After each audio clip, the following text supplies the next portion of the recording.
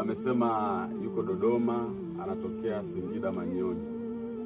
Kaniambia, kaka, 2010 nilipata mchumba kwa matarajio ya kumwoa. Nilidumu naye mpaka 2013. Ilipofika 2013 nilimpeleka kwetu kwa kumtambulisha kwamba nataka nimuoe.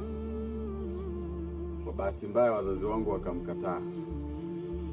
Walipomkataa, mimi nikaendelea na maisha, yeye akasafiri akaenda Arusha huko kwa ndugu zake. 2015 mimi nikatoka nikaja Dodoma.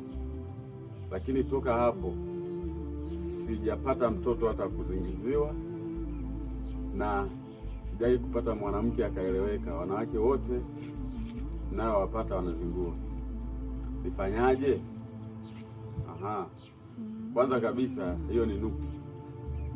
Biblia inasema ole wake atakayemchezea mchumba wake wa ujana wake. Kwa hiyo Mungu akikuletea mchumba wa ujana, anaweza kukuletea mara moja. Ukimchezea, hiyo tayari ni laana.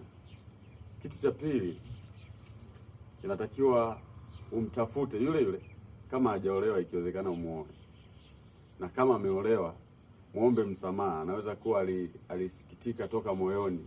Unajua mwanamke akihuzunika, akiumia, balaa inaweza kukukuta, kwa sababu kitu cha kwanza ulicheza na muda wake, kitu cha pili ulicheza na hisia zake.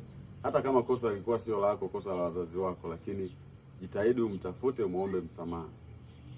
Kitu kingine, mtumaini Mungu. Siamini kwamba mwanamke unamtafuta wewe kwa akili zako. Mwanamke anakuletea Mungu mwenyewe. Kwa hiyo kama kuna nuksi iko mbele yako, muombe sana Mungu itoke. Mimi napita jamani.